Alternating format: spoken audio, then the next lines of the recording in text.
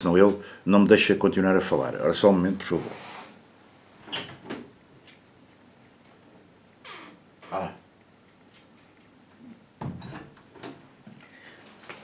Ora, como eu ia dizendo,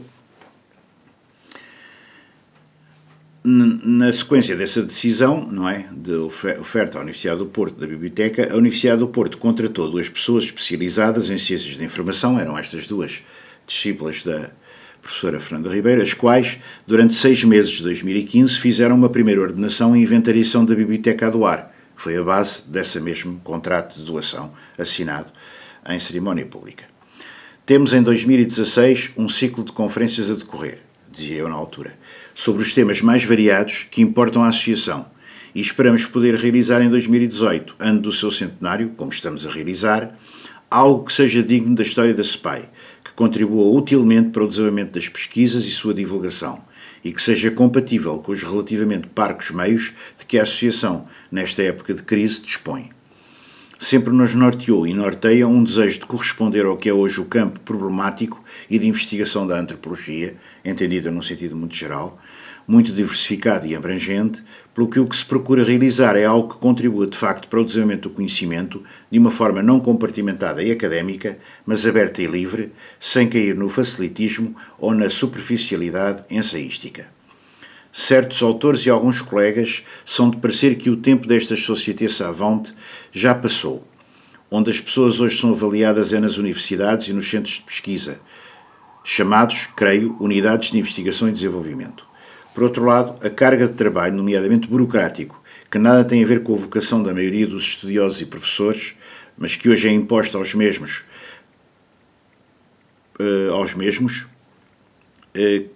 parece que se preocupa sobretudo com avaliações e métricas, quer dizer, com aspectos formais, e tende a ser um travão imenso à criatividade, à imaginação, à verdadeira pesquisa.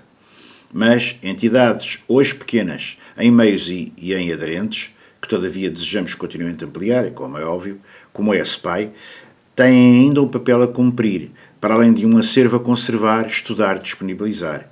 E esse papel é o do debate livre, tanto nas suas sessões como na sua revista. Portanto, o nosso objetivo é, primeiro, colocar online, conseguir que instituições mais poderosas, não é, com capacidades, com meios, possam colocar online, de facto, os trabalhos de antropologia e etnologia, a revista que espelha a atividade científica da sociedade, da associação ao longo do tempo e que continua a publicar trabalhos de grande importância e até a lançar muitos novos autores, para além de publicar autores consagrados. Portanto, por um lado, tentar colocar online a totalidade da revista, mais cedo ou mais tarde. Por outro lado, tivemos como objetivo conservar, de facto, essa riqueza que é a Biblioteca da Sociedade, no sentido de ela ser oferecida à Universidade do Porto, como foi. E, portanto, preservar, digamos assim, um valor, um espólio, uma riqueza que existia e que não se podia de maneira nenhuma perder. E que andou de irotes papilados, porque a nossa sede temporária, que de temporária passou quase que a definitiva durante muito tempo, era na Faculdade de Ciências, a Faculdade de Ciências mudou de sítio, houve obras e todo esse espólio ficou empacotado, não é? Durante muitos anos, até há bem pouco tempo. E, portanto, só quando tivemos aquele espaço ali na Coronel Pacheco é que esse espólio foi desempacotado e agora pôde ser inventariado na parte, sobretudo, da biblioteca para poder ser doado à Universidade do Porto. Portanto, realmente tem sido uma vida de alguma dificuldade, mas mantivemos sempre a nossa atividade, quer mantendo a publicação dos trabalhos de antropologia e etnologia, quer realizando, de facto, anualmente, encontros e conferências, palestras, que se debruçaram sobre os mais diversos temas e onde procuramos ter uma grande interdisciplinaridade, ou seja, temas que vão desde questões, digamos, relacionadas mais com a evolução humana, por exemplo, ou a arte pré-histórica, ou as construções em terra, em alguns que existem com muita frequência no nosso país e noutros países do mundo, ou com muitos outros temas relacionados com mais aspectos de natureza até filosófica, não é? Portanto, temos tentado abarcar uma grande variedade de problemáticas, incluindo a história da própria SPAI e das instituições congêneres. Portanto, é muito importante, não é? Mostrar como, com pouco, porque de pouco para já dispomos, se pode fazer muito. É uma questão de força de vontade, não é?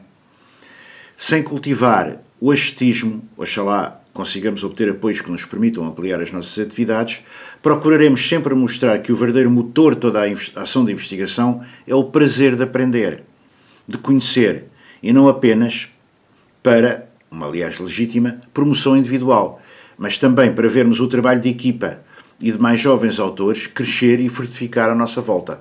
Como professor, pessoalmente, penso que essa é a missão principal do docente. O docente tem como preocupação fundamental rever-se nos seus estudantes, não como clones de si, mas sim como pessoas que prolongam e até, inclusivamente, contradizem o seu trabalho. Porque se o indivíduo não for contradito por ninguém, não houver ninguém que exponha uma teoria ou uma perspectiva ou uma vontade diferente do professor, ele torna-se, de facto, uma realidade, de facto, que é condizente com uma criação de autómatos ou criação de clones. É tudo o contrário daquilo que para mim é a universidade. A universidade, para mim, é ou deve ser uma fábrica, digamos assim, de construção de saber coletivo, principalmente sob a forma até de seminários ou mesas redondas, em que todos tenhamos à partida, digamos, com as nossas diferenças e com a nossa enorme diferença de experiência e de idade e de conhecimento, tenhamos à partida como base um certo número de elementos de estudo partilhado e a partir desses elementos de estudo partilhado possamos desenvolver pesquisa, desenvolver pensamento, desenvolver conceitos, porque basicamente o saber consiste em refinar, em sofisticar, em ampliar a pergunta fundamental, não é? Neste caso, a pergunta fundamental é o que é o ser humano, não é? O que é a sociedade, o que é realmente, o que significa ser-se humano, e a pergunta tem que ser feita a partir sempre da atualidade e do momento presente e do local onde eu me encontro. Quer dizer, ter consciência de que sou um ocidental, de que sou um europeu, que estou centrado na minha cultura europeia, da qual, aliás, assimilei uma parte muito pequenina, porque a cultura europeia é incrivelmente diversificada e rica, e é a partir daí que eu olho para o resto do mundo, com toda a consideração pela variedade de culturas e de conhecimentos e de experiências que a humanidade acumulou ao longo do tempo, mas com a consciência perfeita de que só posso abarcar uma parte minúscula. Ora, todos os colegas que venham, todas as pessoas que venham, inclusive os nossos alunos, trazer não só conhecimentos, mas também visões e interpretações diferentes das nossas, não é? São extremamente bem-vindos, porque é isso que nos enriquece, é cotejar as nossas certezas com as certezas dos outros, não é? E, portanto, isto não é cair num relativismo, porque, no fundo, cada um tem direito e acaba por criar a sua própria visão das coisas, não é?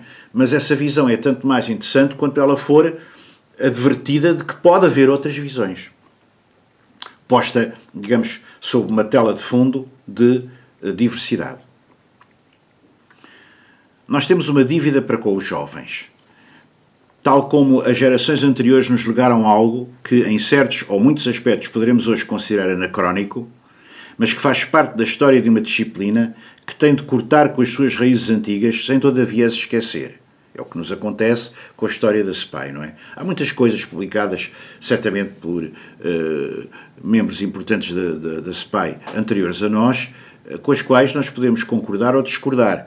Isso não significa que não tenhamos a consideração de pensar que essas pessoas fizeram o melhor que puderam, não é?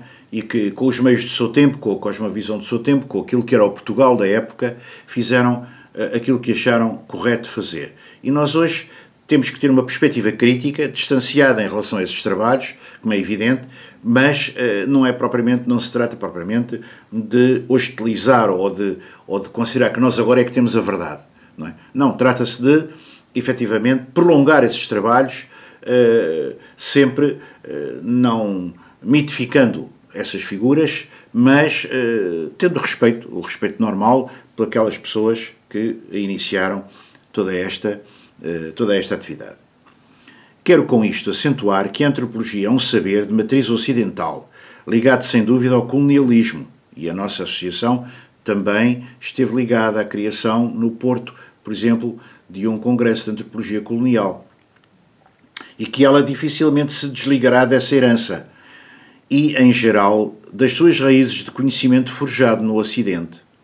Mas não precisa de estar sempre a fazer meia-culpa, a bater no peito. Precisa, sim, de se renovar, assumindo a relatividade da sua contribuição. A antropologia, a história, a arqueologia e disciplinas conexas, se tratadas sem tabus, se cientes do seu passado, são fundamentais para o conhecimento do fenómeno humano. Quando digo sem tabus, quero dizer sem haver temas que a gente considere que são impossíveis de tratar ou que são incómodos de tratar. Não há temas incómodos de tratar, nem há nenhuma perspectiva incómoda se soubermos ouvir o outro, não é? Ou seja, não temos uma associação como estas, é apolítica e não prossegue objetivos políticos de afirmação de um determinado ideário político. É uma associação que procura precisamente ser, na medida do possível, múltipla, multivocal, multifacetada. Mas isso não impede que cada um dos seus membros defenda com veemência questões problemáticas que são do seu ponto de vista. E essas problemáticas, porque estamos na polis, são sempre políticas, não há nenhum saber neutro. Agora, não se procura é impor dogmaticamente nada a ninguém dentro da Sociedade Portuguesa de Antropologia e Etnologia, como estou certo, dentro de qualquer outra associação digna desse nome, não é? Portanto, digamos que procuramos fazer do nosso conhecimento o mais descolonizado possível de si próprio, não é? Mas é óbvio, ele está sempre situado, ele é sempre autoral, ele é sempre dependente, por mais objetivo que se queira ser, de um ponto de vista. Aliás, a objetividade é precisamente isso. É um esforço, um protocolo, uma metodologia para se atingir algo que é o oposto à doxa, à opinião, ao senso comum, mas que sabemos depender sempre de axiomas e de pontos de partida que, em última análise, são subjetivos e contingentes. Sem eles, não há sujeito do conhecimento. As convicções absolutas são do domínio da fé. Portanto, isto é importantíssimo, compreender que não há qualquer assunto tabu, não é? E que, efetivamente, a objetividade é sempre uma objetividade subjetiva, na medida em que é sempre feita por sujeitos. E, portanto, o problema da subjetividade é um problema muito importante para entendermos as próprias condições de objetivação. Porque é que na Europa moderna, não é, a partir do século XVII, com Descartes e outros autores, Bacon, Newton, uma variedade enorme de autores, não é, desde Galileu, se procurou estudar o universo, estudar a Terra, estudar os seres humanos, estudar os animais, estudar a natureza, através de um conjunto de perspectivas que descolam a realidade exterior de nós, não é? Criando, portanto, dicotomias entre natureza e cultura, entre sujeito e objeto. Essas dicotomias não são necessariamente negativas, não precisam de ser diluídas, podem ser encaradas de um ponto de vista interessante como polarizações tensionais que permitem precisamente o conhecimento.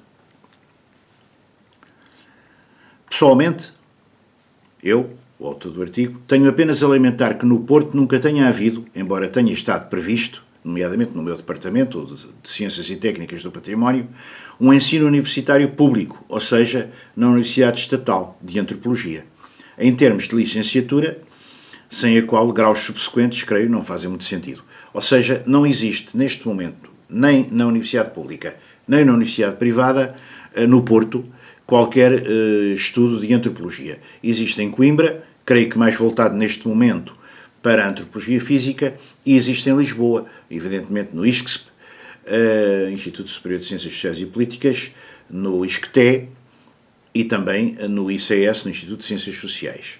O ISCTE, Instituto de Ciências Sociais do Trabalho e da Empresa. Portanto, é em Lisboa que se concentra o principal trabalho e o principal número de pessoas ligadas à universidade e trabalhando em antropologia. Mas no Porto há uma tradição tão antiga, não só do tempo da Portugália, muito anterior à SPAI, não é? Um bocado anterior à SPAI, como também do tempo da Revista das Ciências Sociais e Naturais, creio que era assim conhecida, ou Naturais e Sociais, uma revista tipicamente republicana e tipicamente positivista, não é? Dos finais do século XIX, que antecedeu todo este movimento. Portanto, o próprio Oliveira Martins, não é? Que é um autor bem conhecido, escreveu livros importantes lá no Porto. Portanto, a antropologia tem, ou as reflexões que hoje designamos antropológicas, têm no Porto uma larga tradição. E a pena que não existe ensino. É que um dos objetivos que nós tínhamos na nossa associação era, digamos, e que continuamos a ter, até com a realização da exposição que vai estar aberta agora ao público, a partir do dia, 19 de novembro de 2018, no átrio da Faculdade de Letras do Porto, e aberta a todos os que a queiram visitar, procuramos chamar a atenção para a importância da criação no Porto de uma licenciatura em Antropologia e, se possível, evidentemente, dos 3 graus em Antropologia. E queremos que onde essa licenciatura estaria bem, como já teve previsto, era na Faculdade de Letras do Porto. Portanto,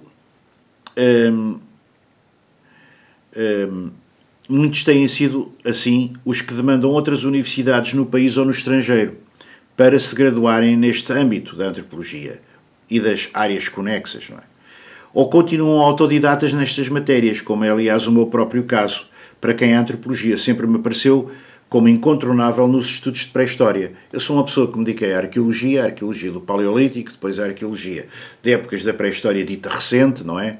No fundo, aquilo que é convencionalmente chamado Neolítico, o Calcolítico e a Idade do Bronze. Portanto, enfim, do 7º milénio até, digamos, ao 2º milénio antes de Cristo, genericamente falando, não é? Dentro desta cronologia tradicional. Enfim, mas eu percebi que para compreender estas sociedades, nomeadamente mais recentes, da pré-história recente, era absolutamente indispensável estudar antropologia. De maneira que eu li tanto de arqueologia como de antropologia. Li mesmo com cuidado, e continuo a ler, monografias antropológicas, mas a determinada altura percebi-me de que, muito antes da antropologia se constituir como ciência, não é? Independente, a antropologia cultural principalmente, ela existia como tradição filosófica, na pergunta fundamental de Kant, o que é o homem, não é? Portanto, essa tradição, não é? Essa tradição é muito antiga na Europa, faz parte do tal projeto antropológico europeu. E é importante, digamos, interrogar-nos hoje sobre essa história e sobre toda essa tradição. Em Coimbra há de facto uma tradição de ensino e de investigação, inclusive unindo as duas vertentes, a física e a cultural, uma cisão lamentável adentro deste campo, mas que é quase universal. Mas, dizia eu neste artigo, mas efetivamente em Coimbra creio que agora tem predominado mais a antropologia física, se não estou mal informado. Porém, como é hábito, ou como é sabido, perdão, é em Lisboa que se concentra, no ISCTE, no ICS, no ISCS, como já disse, o grosso dos antropólogos portugueses.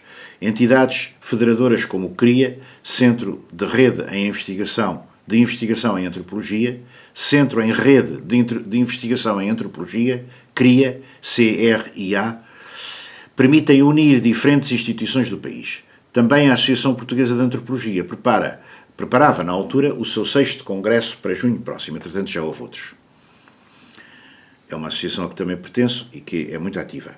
Por isso, há que manter a chama da força de vontade e continuar a trabalhar, quer na pesquisa direta de campo, hoje uma noção bem abrangente, porque, evidentemente, não nos dedicamos apenas ao estudo de sociedades, quer da zona polar ou do norte da Eurásia e de outras zonas do mundo, quer de zonas tropicais, enfim, o exótico, não é? O distante no espaço. Nós dedicamos-nos hoje ao estudo antropológico de nós mesmos, não é? Por isso, há que manter a chama da força de vontade e continuar a trabalhar, quer na pesquisa direta de campo, hoje uma noção bem abrangente, quer na história da antropologia portuguesa, quer na teoria da disciplina, quer também e sobretudo procurando abri-la a todos os campos de saber e deixando-a impregnar-se de todos os campos do saber, Creio, aliás, que esse é o futuro, para não dizer já o presente, de todo o conhecimento vivo e estimulante. Portanto, isto está datado, é um artigo datado de fevereiro de 2016, tem depois uma série de notas, tem uma bibliografia e pode encontrar-se nesta revista online, Antrop, do Instituto Politécnico de Tomar, no seu volume, desculpem que eu já digo, no seu volume, número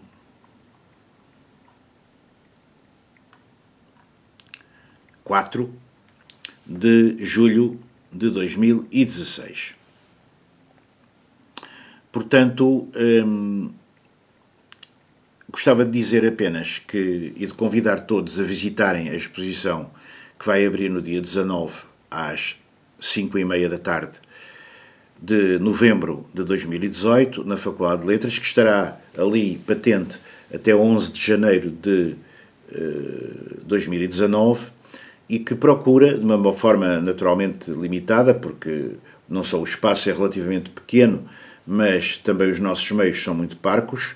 Só foi conseguida esta exposição graças ao apoio total que nos deu a Faculdade de Letras do Porto, a direção da Faculdade de Letras do Porto, quer na produção propriamente dita das cartolinas com os elementos que se vão expor, quer também na cedência de um funcionário da faculdade que ajudou na exposição, na sua montagem, que está a montá-la, conjuntamente com um membro da SPAI, e, de facto, só graças ao apoio da direção da faculdade, que tem publicitado, inclusive agora também a exposição e que publicita as nossas realizações, é que nós temos conseguido realizar a nossa atividade.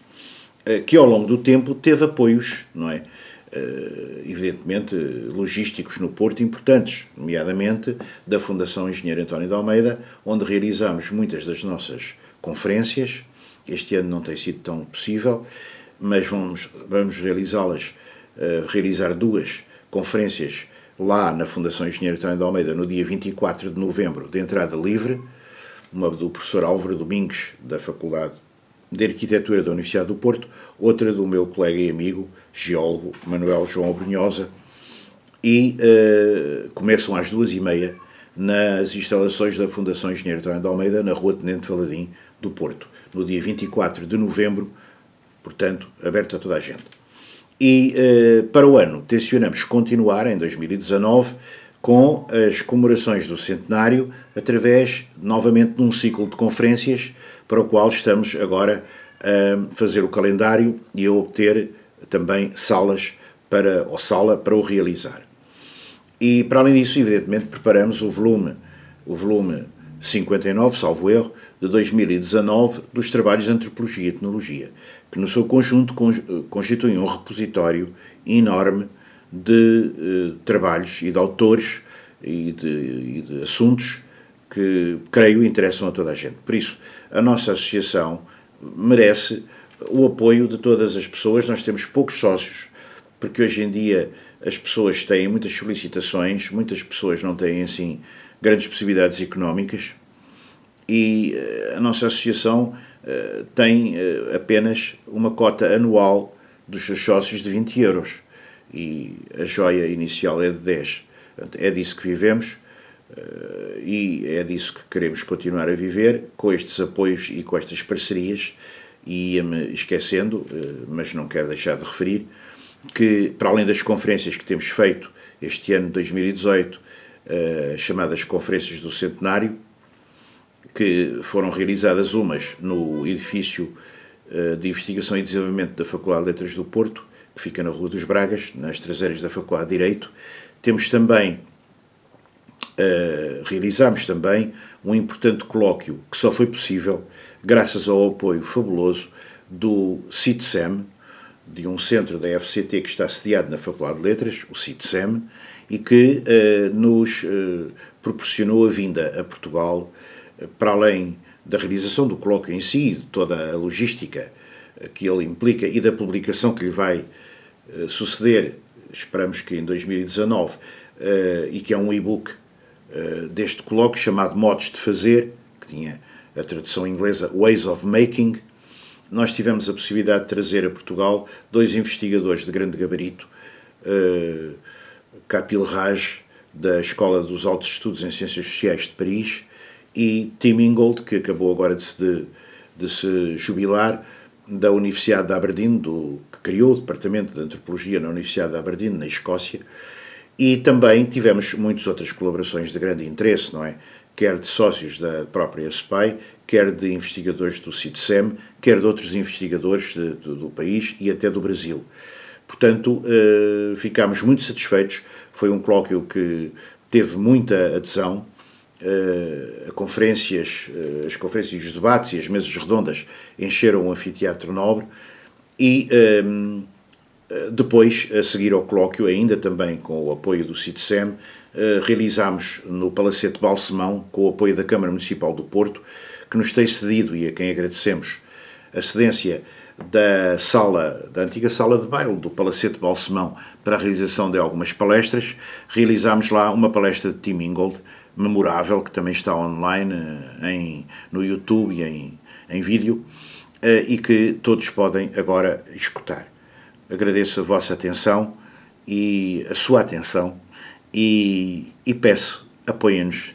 E apoiem-nos como? Vindo às nossas sessões, e todos aqueles que puderem, todas aquelas que puderem e que tenham realmente interesse na antropologia e na manutenção deste espaço de liberdade e de discussão académica, mas académica no bom sentido do termo, que adiram como sócios ou sócias à nossa associação. Certo? Muito obrigado. Até breve.